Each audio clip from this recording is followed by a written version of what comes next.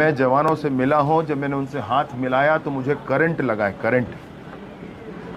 आप एक वीडियो है, आप देख लें किस तरह से जज्बे के साथ बात कर रहे हैं। एक जवान जिसको गोली लगी है, एक जांग से गोली पार होकर के दूसरे जांग से पार होकर के पार निकल गई जो गोली, वो जवान मुझसे कहता है कि मुझे लेके आ गए, मैं तो और लड़ना चाहता था।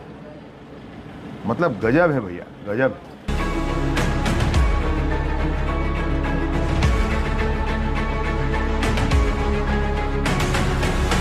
छत्तीसगढ़ सरकार की ओर से नक्सलियों को मुख्य धारा में लौटाने और उनके नामों निशान मिटाने की कोशिश लगातार जारी है। सरकार का साफ कहना है कि या तो नक्सली समाज के साथ जुड़ जाएं या खात्मे के लिए तैयार रहें। ऐसे में सुरक्षा बलों के द्वारा राज्य के नक्सली इलाकों में नक्सली सफाया अभियान अभी भी जारी है। इन सिक्योरिटी फोर्सेस में CRPF, STF, BSF, Bastar battalion और बस्तर फाइटर होते हैं। इन सभी फोर्सेस के बारे में तो आप सभी जानते ही हैं, लेकिन एक और फोर्स होती है जो फ्रंट लाइन पर लड़ाई लड़ती है। इस फोर्स के जवान ही सबसे पहले नक्सलियों के साथ भिड़ते हैं या लड़ते हैं। ये special forces district reserve guard यानी कि डीआरजी कहलाती है। चलिए डीआरजी के बारे हम विस्तृत रूप से जानते हैं। नक्सलियों का नेटवर्क एक समय में बहुत मजबूत था। उन्हें गली मोहल्ले में कहीं भी कुछ होता था, उसकी जानकारी उन्हें तुरंत पता चल जाता था। इस तरह नक्सली अपने काम को बड़ी ही आसानी से अंजाम दे जाते थे और सुरक्षा बलों की गिरफ्त में भी नहीं आते थे।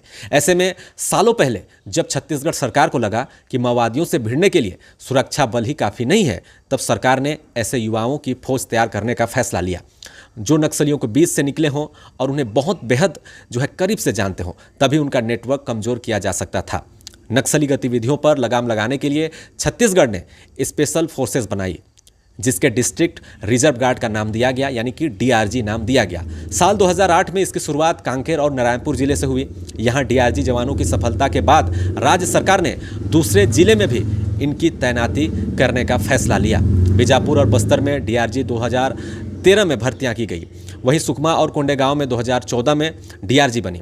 इसके बाद दंतेवाड़ा और राजनांदगांव में 2015 में डीआरजी की जवानों की पोस्टिंग की गई। धीरे धीरे हर जिले में डीआरजी नक्सलियों पर कड़ी नज़र रखने लगे।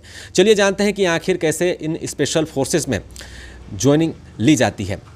छत्तीसगढ़ के नक्सल इलाके ज़्यादातर आदिवासी क्षेत्र में ही आते हैं, इसलिए इस स्पेशल फोर्स केवल लोकल लोगों की ही भर्तियाँ होती हैं। इनमें इन्हें वहाँ के जंगल, स्थानीय भाषा और भौगोलिक परिस्थितियाँ आदि ही बहुत ही अच्छे से उनकी जानकारी होती है। यह फोर्स में सरेंडर कर चुके नक्सलियों को भी रखा जाता है, क्योंकि उन्हें अपने पुराने साथियों के पैंतरे का पता होता है, जिसके आधार पर डीआरजी उनकी आगे की योजनाओं का अंदाज़ा पहले से ही आसानी से लगा सकते हैं। इतना ही नहीं, ये गार्ड्स 3 से 4 दिन तक जंगल में लगातार नक्सलियों की तलाश में जुटे हुए रहते हैं। ये जवान बुलेट प्रूफ जैकेट के बिना ही नक्सलियों की सर्चिंग के लिए निकल पड़ते हैं। वर्तमान में इस स्पेशल फोर्स में लगभग 2000 जवान हैं, जो लगातार जंगलों में माओवादियों की तलाश करते रहते हैं। जब भी कोई मुठभेड़ होती है, कोई बड़ी मुठभेड़ होती है, तो डीआरजी सबसे आगे खड़े होते हैं। नक्सलियों पर काबू पाना सुरक्षा बलों के लिए आज भी एक चुनौती रहा है। नक्सलियों के खिलाफ लगातार ऑपरेशन चलाए जाते रहे, लेकिन अभी तक इस लाल इलाके में आतंक को खत्म करना कोई आसान बात नहीं है। इलाके में नक्सलियों पर लगाम लगाने के लिए डीआरजी जवानों की टोली काम करती है। आखिरकार डीआरजी जवान कौन होते हैं, इनकी ट्रेनिंग कैसे होती है, तो चलिए अब आगे जानते हैं। डीआरजी जवानों के बारे में अगर हम बात करें तो डीआरजी में स्थानीय युवकों को शामिल किया जाता है, जिन्हें इलाके की पूरी जानकारी होती है। कई बार आत्मसमर्पण कर चुके यानी कि सरेंडर कर चुके नक्सलियों को भी इसका हिस्सा बनाया जाता है। स्थानीय होने के कारण वे यहाँ की संस्कृति, भाषा से परिचित होते हैं।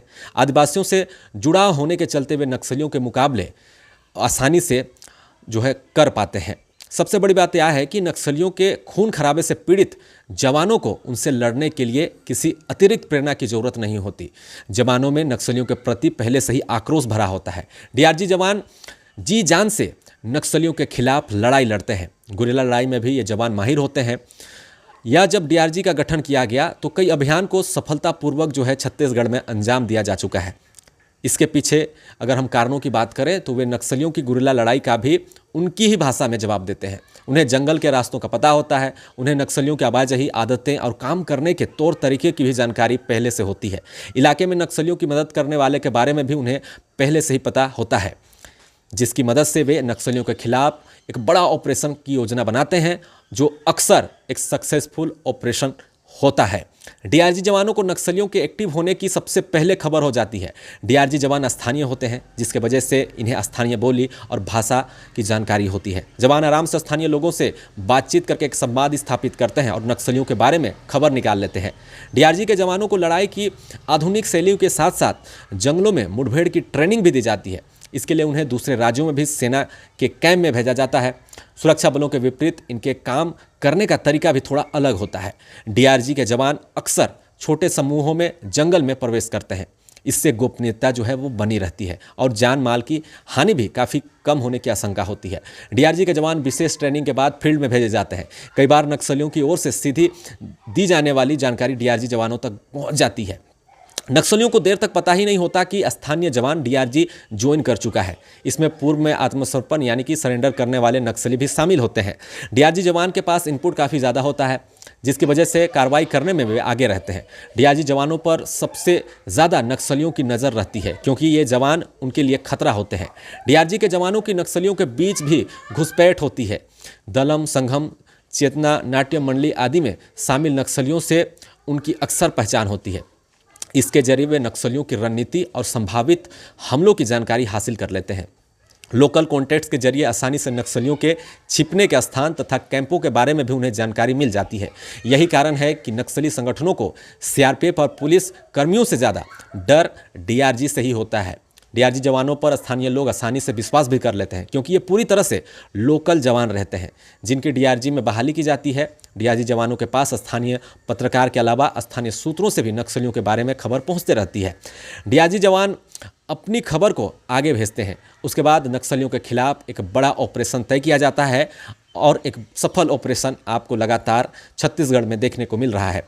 आप देख सकते हैं ये जो वीडियो मैं लगातार प्ले कर रहा हूँ, ये वीडियो है छत्तीसगढ़ के सुकमा की है, जहाँ पर फिर से जो है 10 नक्सलियों को ढेर किया गया, जिसमें डीआरजी जवान आप तस्वीरों के माध्यम से देखिए जश्न मना रहे हैं। क्योंकि छत्तीसगढ़ में नक्सलियों के खात्मे की अगर हम बात करें तो वहाँ पर सबसे ज़्यादा किसी फोर्सेस का योगदान अब रहा है वो है डीआरजी जवानों का, जो कि लगातार एक बड़े ऑपरेशन, एक सक्सेसफुल ऑपरेशन कर रहे हैं।